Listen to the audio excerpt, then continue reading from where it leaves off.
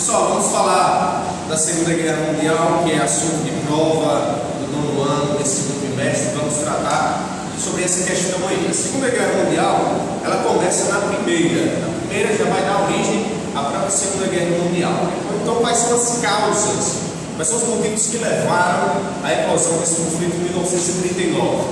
Um deles, claro, é o nacionalismo, o imperialismo, o projeto de expansionismo que os países tinham. Isso aí era óbvio que vai se prolongar para a Segunda Guerra Mundial. Mas um motivo em específico que nós podemos abordar aqui é o Tratado de Versalhes. O Tratado de Versalhes, vocês lembram que foi um tratado criado pelos aliados contra a Alemanha, responsabilizando ela por toda a Primeira Guerra Mundial. E devido a isso, aconteceu que ela foi humilhada, seu orgulho foi ferido com as pesadas penas que continham no Tratado de Versalhes. Por exemplo, pagar pesadas indenizações, ter que reduzir o seu exército para no máximo 100 mil homens, armamento até calibre 38, reduzir todo o seu poder bélico, redução de territórios, teve que dar o território da Alsácia e Lorena para os franceses, e todas essas questões foram de grande humilhação para os alemães. E esse sentimento de humilhação, de vingança, ele vai continuar ao longo dos anos. E tem um cara que será o Hitler, que na ascensão do nazismo e a ascensão dele ao poder em 1933, ele desperta esse orgulho ferido, esse sentimento de humilhação. Ele faz despertar isso nos alemães, criando neles um sentimento de superioridade e de revanchismo. Então o Tratado de Versalhes vai ser apropriado por Hitler para dar início a uma nova guerra, um novo conflito. O estopim dessa guerra será a invasão da Polônia em 1º de setembro de 1939. Essa será a causa que dará início a toda a guerra, o fator que dará início a todo o conflito. Mas a gente tem que perceber a formação de alianças durante essa guerra. Antes dela começar, o Hitler já fez aliança com o Mussolini e já tinha feito aliança com o Hirohito. O Mussolini, o nazismo e o fascismo, com uma política muito semelhante, muito parecida, ideologicamente foi fácil de se alinhar. A Itália e a Alemanha se alinharam, junto com o Japão, que tinha um projeto expansionista de conquistar todas as ilhas do Pacífico. Isso era a ambição japonesa.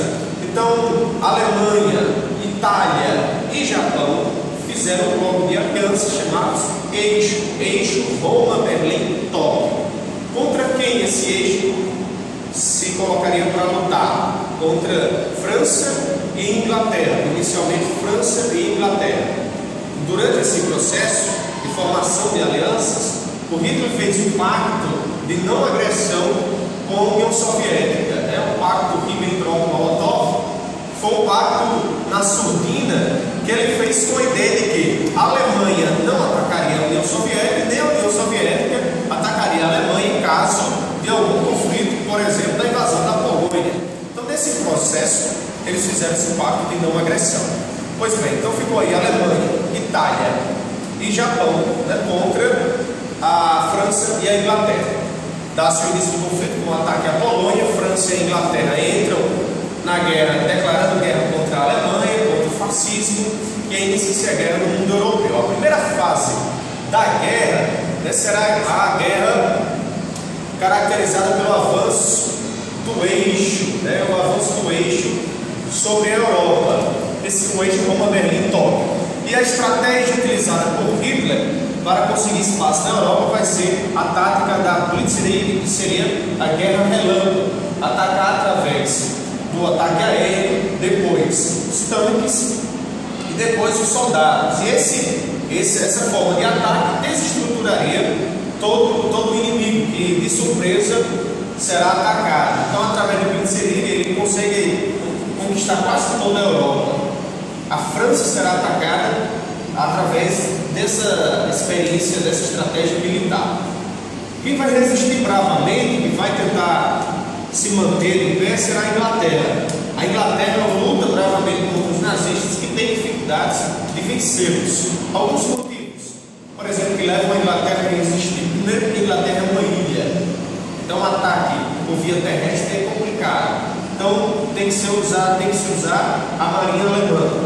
Mas a marinha inglesa é superior à alemã, então consegue-se resistir ali nos mares.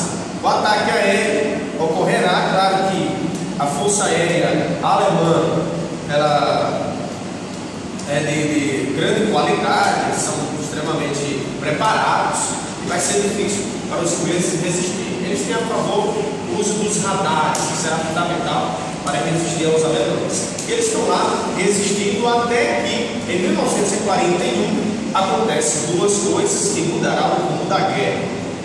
Uma delas é que a União Soviética entra no conflito porque a Alemanha quebra o pacto de não agressão.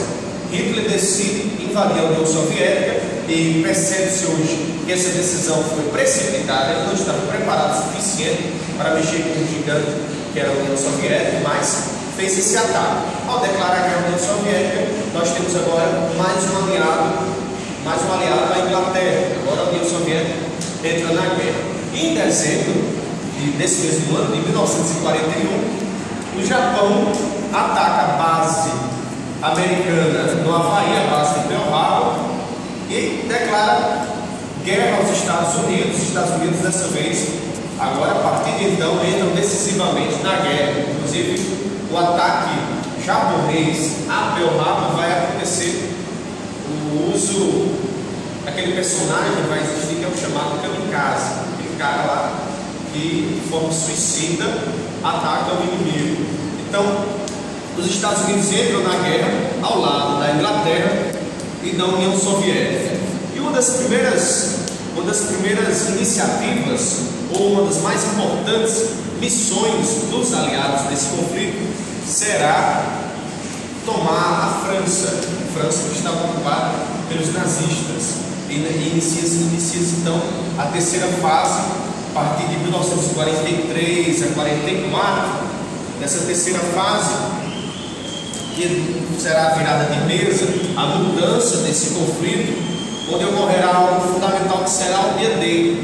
No dia 6 de junho de 1944, entra os Estados Unidos e outros aliados canadenses na praia da Normandia, na França, e o objetivo era retornar a França dos nazistas. A partir daquele momento em diante, o nazismo terá pesadas derrotas até a sua decadência. Então o dia D foi fundamental para o início decisivo da vitória dos aliados. E outra questão também que comprometeu as forças do eixo foi a terra arrasada. Uma estratégia que a União Soviética, que já tinha usado por Napoleão, realizou também essa mesma estratégia, que foi recuar para o extremo leste do país, destruindo seu estoque, alguns estoques de alimentação, abrigos, destruindo aquilo que os nazistas poderiam utilizar para se proteger. Eles destruíram e foram para o extremo leste do país. Os nazistas avançaram. Nesse avanço, quando chegaram mais ou menos na metade da União Soviética, chegou o inverno russo. O inverno, com muitos graus abaixo de zero, forçou os alemães desesperadamente lutarem pela sua sobrevivência. Muitos morreram pelo frio, muitos ficaram debilitados. Foi nessa ocasião que os russos, adaptados ao seu inverno, e esse foi um dos invernos mais rigorosos da história, os russos voltaram para sua posição e atacaram os nazistas, que agora não ofereceram dura resistência. Essa estratégia foi chamada de terra arrasada porque os soviéticos destruíram o seu próprio país praticamente para poder vencer os nazistas através dessa estratégia militar. Então aí a União Soviética faz pesada derrota ao nazismo e nós vamos ter agora na terceira fase, encerrando a terceira fase, a vitória dos aliados. Mussolini, em 1943, vai ser capturado, fuzilado junto com sua amante. Depois o Hitler, em 1945, será cercado em Berlim, vai para o seu bunker, que é uma casa subterrânea, comete suicídio, ele, sua família, algumas pessoas do alto comando nazista, né? E é o fim do nazismo. E por último está resistindo apenas o Japão. O Japão, duramente, como era um país extremamente nacionalista, resistia às pressões americanas. Até que o presidente americano decide lançar duas bombas atômicas, uma em Hiroshima e outra em Nagasaki. E essas duas bombas atômicas forçam assim a rendição japonesa. Não era somente para forçar a rendição do Japão, também era uma forma de mostrar o seu poderio para a União Soviética. Aí já dá início, já está dando indícios da Guerra Fria que está logo se iniciando. Então o Japão se rende. Com a rendição japonesa, acaba-se a Segunda Guerra Mundial e os aliados vencem. Qual será a participação brasileira nesse conflito? Qual foi? A Força Expedicionária Brasileira foi enviada, vários soldados, enfermeiras participaram, principalmente na Itália, onde foram enviados. O Getúlio Vargas, que era o presidente do Brasil na ocasião, ideologicamente ele se alinhava ao fascismo. E é tanto que o seu próprio governo, o governo do Estado Novo, era uma ditadura dos moldes fascistas. Mas economicamente ele foi pressionado a entrar na guerra ao lado dos Estados Unidos.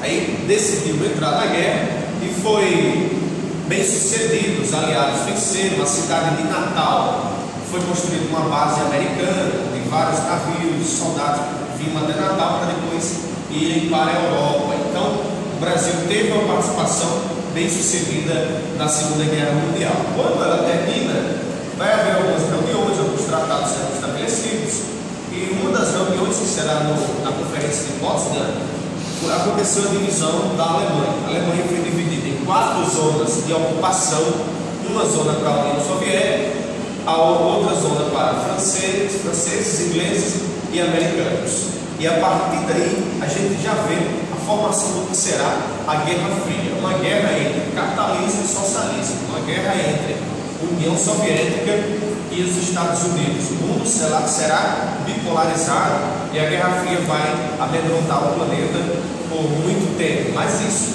é assunto para uma outra questão, um outro vídeo. Então esperamos que a gente possa ter feito um apanhado bem resumido sobre a Segunda Guerra Mundial e que isso venha servir para a prova de vocês. Então até lá, até o próximo vídeo aí, se Deus se permitir. Valeu!